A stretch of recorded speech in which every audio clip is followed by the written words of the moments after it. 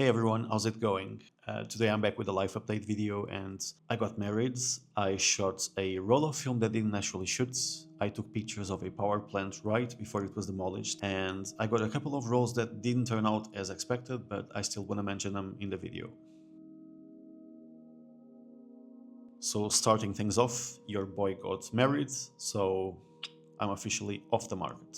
In all seriousness though, Vanessa and I were engaged for a few years already and we just decided that it was time to do it, and as being as planned the whole thing within like 2 months, and this also included picking a date and a location. The reception was small, just close friends and family, and we loved every second of it.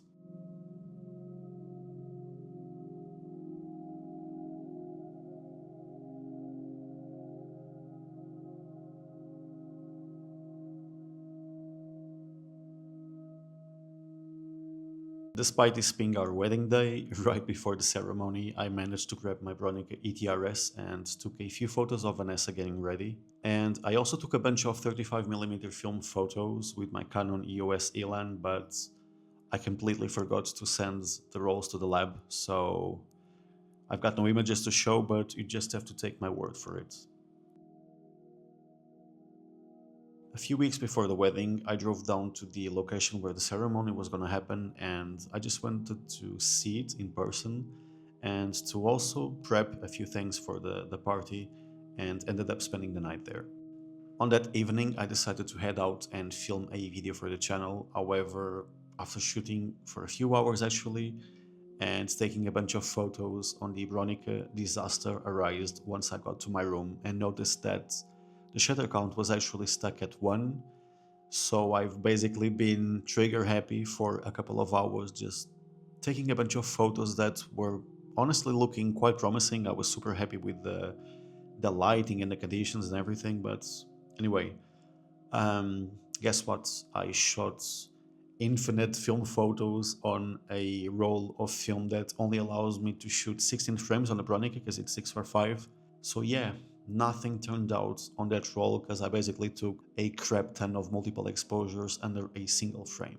Anyway, at the beginning of this photo trip, I had stopped in my first location, which caught a glance of the Singe thermoelectric plant in the distance, and I'll show you some footage from the video because despite me not having photos, I actually have the footage from the day, and I also decided to shoot a few photos on digital because I was really feeling like, do you know what, although I just shot this on film, I'm gonna take some digital backups just in case, and I'm so glad that I did it. So for context, Vanessa and I did a trip to the south of Portugal back in 2023, and as we drove through Singe, I managed to see the plant for the first time, and honestly I got blown away by how cool it looked.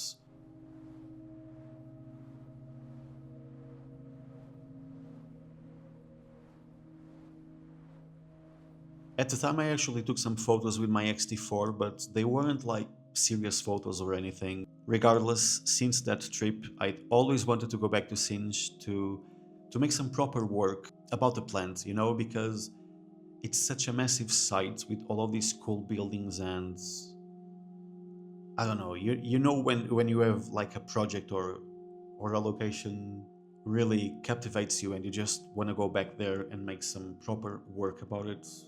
This was definitely the case for me.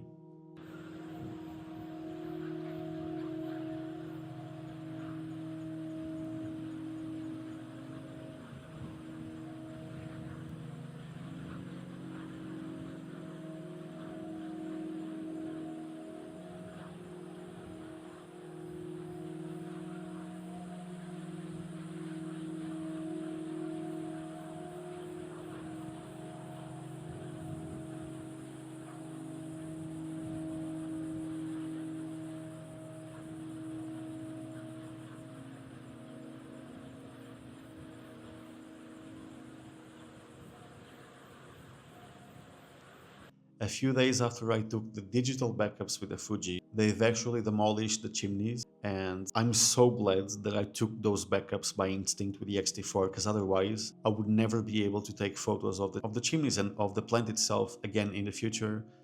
So it was just one of those things where I felt like I should take those digital backups, and I'm so glad that I did so.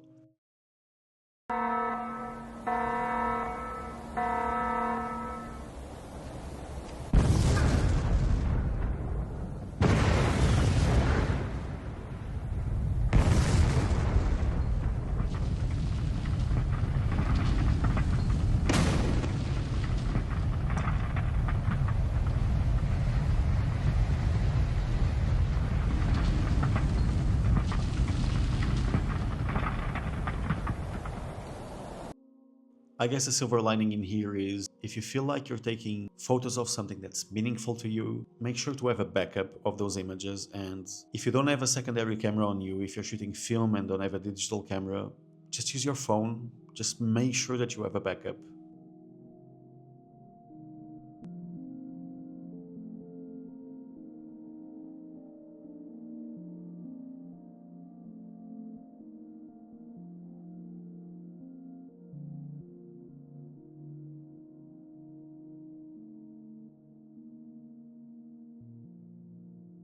So another cool thing that I've recently done and took photos of was at the biggest car festival here in Portugal, and it's called Caramulo Motorfest.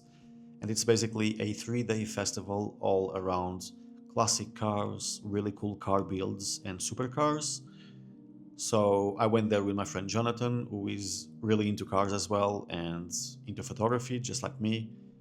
And yeah, we went there and took a bunch of photos. It was super cool, honestly.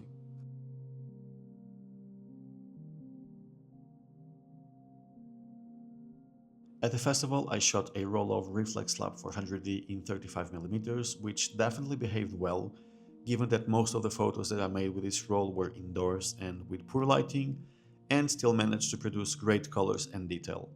I normally wouldn't like to have such noticeable grain in my images, however I think that this really enhanced the feeling that I was going for when shooting some of these cars, including the very noticeable halation around highlights that these films are known for.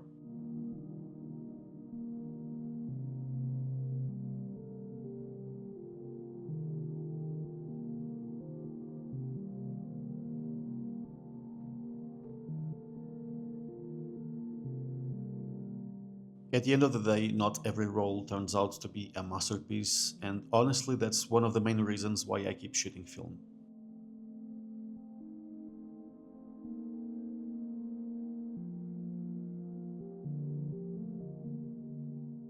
I got another roll of Reflex Lab 400D in 35mm and took a few portraits of Xiani, who you've also probably already seen in the channel before.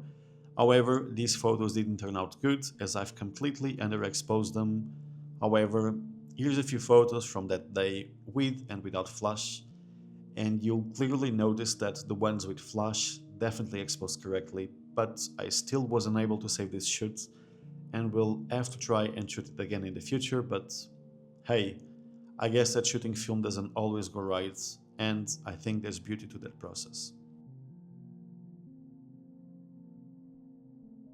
A while back, I'd also gotten my hands on a couple of rolls of Reflex Lab, also in 35mm, but these were the 800 ISO version, and I decided to head out to a car drift show to try and capture some images. However, these photos have been living in my hard drive without seeing the light of day, as they came out quite mediocre, and the fact that I was using a basic point and shoot camera didn't help either, as I had no control whatsoever over any of the settings, and the shutter speed is stuck on, I think, 1/125th of a second, so you can guess that the images didn't turn out that good. However, I'm still showing them to you, and I guess that not every outing produces masterpieces, and sometimes the point is just being there and capturing the moment as it happens, which definitely was the case here.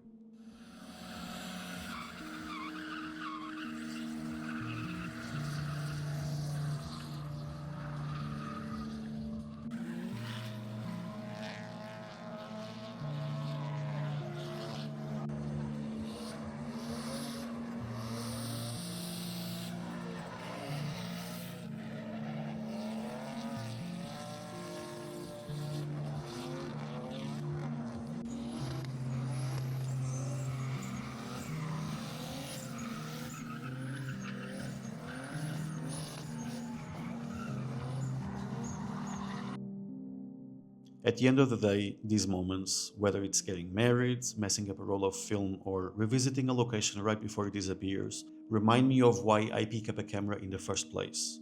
Not everything turns out perfect, and most of it won't end up in a frame on the wall, but it still matters because it's part of the story. I want to thank you for being here and for letting me share a part of my life with you. I'll see you in the next one. Bye bye.